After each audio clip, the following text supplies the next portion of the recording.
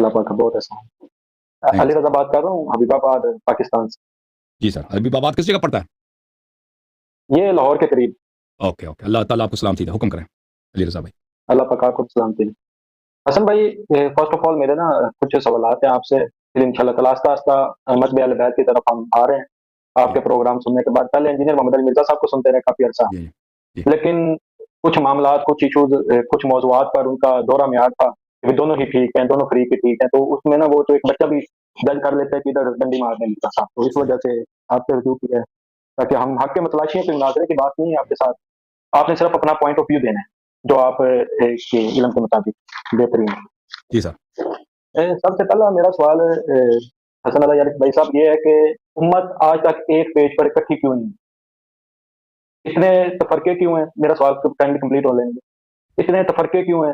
چلے وہ تو ہم اہل بیت علیہ السلام سے دور ہیں، دور کر دیا گیا اس وجہ سے، لیکن اگر ہم شیعہ مذہب کی طرف دیکھیں تو ان میں بھی تو آگے جس طرح آپ سیدانی کا نکاح کے اوپر آپ نے بات کی تھی، تو اس میں بھی اگر ہم شیعہ حضرات کو دیکھتے ہیں، اپنے بھائیوں کو دیکھتے ہیں، تو ان میں بھی تو فرق ہے، ان میں بھی تو اختلافات ہیں، ایون کہ وہ اہل بیت علیہ السلام کو فالو کرتے ہیں، 12 مسلمین کی تائید کرتے ہیں، ہم بھی کرتے ہیں الحمدللہ، لیکن ان میں بھی تو فرق کیوں؟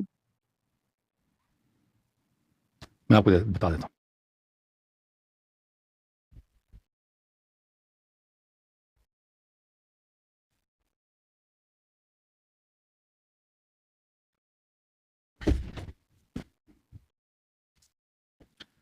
قرآن مجید فرقان حمید میرے بھائی، سورہ مبارکہ البقرہ، اعوذ باللہ من الشیطان الرجیم، بسم اللہ الرحمن الرحیم، تلک الرسل فضلنا بعضهم على بعض منهم من کلم اللہ ورفع بعضهم درجات۔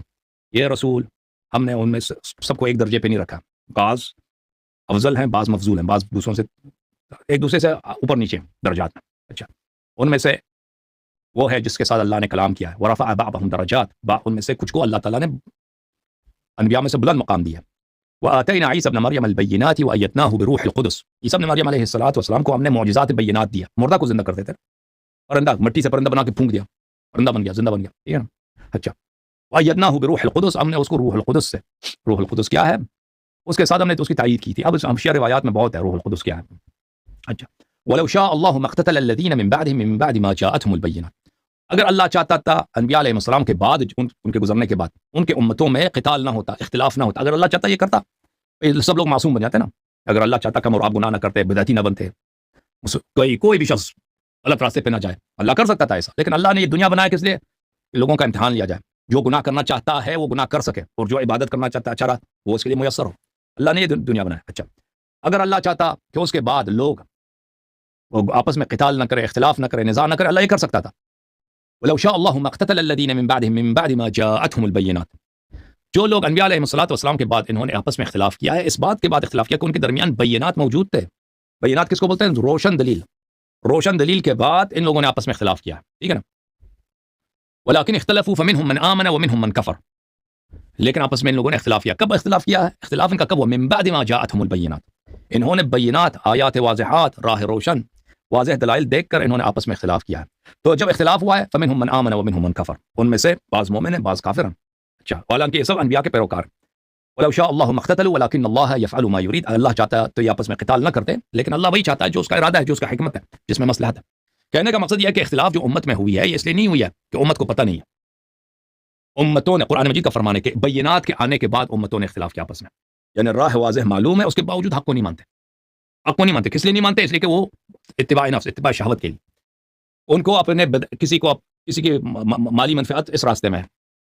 رسول پاک صلی اللہ علیہ وسلم جب تشریف لائے تھے تو علماء یہود و نصارہ بہت تھے اس زمانے میں، ان سب کو بخوبی پتہ تھا یہ پیغمبر ہیں، علماء فوراً پہچان گئے کہ یہ جھوٹ نہیں کر رہے، کیونکہ حضرت عیسیٰ علیہ السلام نے، حضرت موسیٰ علیہ السلام نے، حضرت یوسف علیہ السلام نے، حضرت ابراہیم علیہ السلام نے، انہوں نے سب رسول پاک صلی اللہ علیہ وسلم کی تشریف آوری کی بشارت دی تھی، اور ان کی واضح نشانیاں بتا دی تھی، ان کے اہل بیت کی نشانیاں اور ان کی اصحاب کی نشانیاں سب بتا دیا تھا واضح طور پر۔ الذین آتیناہم الکتاب یعرفونہ کما تعرفون ابناءکم، یہ قرآن کی آیت ہے۔ اہل کتاب جب نبی صلی اللہ علیہ وسلم آئے تھے جیسے آپ اپنے بیٹے کو جانتے ہیں، اب میں اپنے بیٹے کو جانتا ہوں، کس طرح؟ اچھی طرح سے جانتا ہوں، میں تو اچھی طرح سے جانتا ہوں، جب سے پیدا ہوا ہے میں اس کے ڈائپر ہم نے چینج کیا نا، ہم تو جانتے ہیں بچہ مختلف مراحل سے، جیسے آپ لوگ اپنے بیٹوں کو جانتے ہیں، یہ لوگ پیغمبر صلی اللہ علیہ وسلم کو اسی طرح پہچانتے ہیں کہ پیغمبر، لیکن نہیں مانتے۔ تو اس زمانے میں لوگ سب پہچان گئے تھے کہ پیغمبر، لوگوں نے نہیں مانا تھا. کس لیے نہیں مانا تھا؟ کوئی تعصب ہے بھائی, کسی کو دنیا پرستی ہے. اب میں فرض کریں کہ میں ایک پادری ہوں وہاں عرب میں, حجاز میں, یا یہودی عالم ہوں, لوگ مجھے تحفے دیتے ہیں, لوگ میری اتباع کرتے ہیں, میں حکم دیتا ہوں, میرا حکم چلتا ہے. اب اگر میں کہہ دوں کہ اب بھائی یہ سلسلہ ختم ہونا چاہیے, اب ایک نیا پیغمبر آیا, یہ ہمارا جو چرچ ہے, ہمارا جو معبد عبادت خانہ ہے, یہ آج کے بعد منسوخ ہے, پوری کی شریعت ہی منسوخ ہے. ہم آج کے بعد حضرت موسیٰ, حضرت عیسیٰ علیہ السلام کے قول پہ عمل نہیں کر سکتے. ہمیں سب جانا ہوگا شروع سے, سیکھنا ہوگا کہ پیغمبر صلی اللہ علیہ وسلم کیا فرماتے ہیں, ٹھیک ہے نا. تو اس کا مطلب ہے کہ میری دکان تو ختم ہے نا. میرا جو دکان تھا, اتنا بڑا میں مفتی ہوں, میں بڑا عالم ہوں یہودیوں کا یا میں نصارا کا, لوگ تحفے لاتے ہیں, میں جس جگہ بہترین لڑکی سے میں شادی کرنا چاہتا شادی کر سکتا ہوں, جو میں حکم دیتا ہوں لوگ مانتے ہیں. مجھے زندگی میں محنت کرنے کی ضرورت. ابھی جو علماء دین ہے, جو بڑے بڑے علماء, ان کی کیا کتنے پیسے ہیں ان کے پاس, وہ لینڈ کروزر پہ ان کی گاڑیوں کی وہ کارمان بنتی ہے بھائی, وہ ایک شہر سے دوسرے شہر جاتے ہیں. اس زمانے میں بھی یہی تھا. اب انہوں نے اعتراف نہیں کیا, انہوں نے نبی صلی اللہ علیہ وسلم سے اختلاف کیا. تو نبی یہ جو انسان کس لیے, دنیا پرستی کے لیے, یا بعض لوگ تعصب کے لیے. قالوا بلے وإذا قيل لهم اتبعوا ما أنزل الله قالوا بل نتبع ما ألفينا عليه آباءنا أولو كان آباؤهم لا يعقلون شيئا ولا يهتدون. جب ان سے کہا جاتا ہے کہ تم آ جاؤ اتباع کرو ما انزل اللہ, قرآن مجید کے, اللہ کے جو پیغمبر آئے ہیں معجزات کے ساتھ آئے ہیں, اس پیغمبر کو تم اچھی طرح سے جانتے ہو, یہ جھوٹے نہیں ہیں. کہتے ہیں نہیں ہمارا بابا کا دین ہے نا, ہم تو یہ تو نہیں کر سکتے نا. تو بعض لوگ تعصب کی وجہ سے ہم اپنے باپ کے دین کو نہیں چھوڑ سکتے. اولو کان آباؤہم لا يعلمون شيئا ولا يهتدون. اگرچہ ان کے آبا کسی کو آبا جاہل سے جاہل ترین لوگ ہوتے تھے, کسی کوئی ہدایت کے راستے پہ نہیں نا, وہ آبا ان کے سب بت پرست, زناکار, شرابی, آدم خور, آدم کش, لیکن اسی سے تعصب تھا عربوں کو. یہ انسان کی جو طبیعت, یہ چینج تو نہیں ہوئی. نبی صلی اللہ علیہ وسلم کے بعد بھی یہ تعصب لوگوں میں, یا دنیا پرستی یا منفعت پرستی. اب امت میں کیوں اختلاف ہے؟ امت میں اس لیے اختلاف نہیں ہے کہ مسائل امت کو پتہ نہیں ہے.